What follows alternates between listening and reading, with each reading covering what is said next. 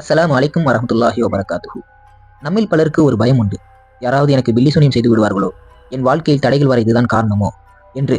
ஆனால் இஸ்லாம் இதற்கு மிக எளிய மற்றும் சக்தி வாய்ந்த தீர்வுகளை கற்றுத்தந்துள்ளது.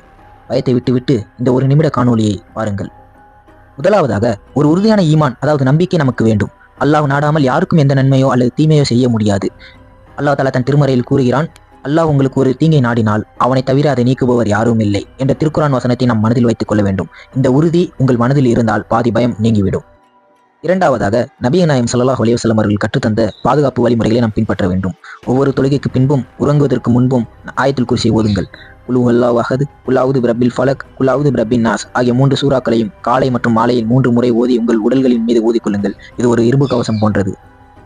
இறுதியாக கூற வருவது என்னவென்றால், சூனியக்காரர்களை தேடி அலையாதீர்கள். மாறாக சூனியத்தை முறிக்கும் வல்லமை படைத்த ரப்பிடம் கையேந்துங்கள். ஐவேளை தொழுகையும் திக்ரும் உங்களை எந்த தீங்கும் நெருங்காமல் பாதுகாக்கும். இந்த தகவல் மற்றவர்களுக்கும் பயனுள்ளதாக இருக்கும் என நினைத்தால் பகிருங்கள். இஸ்லாமிக் மினிட்ஸ் சேனலை சப்ஸ்கிரைப் செய்யுங்கள்.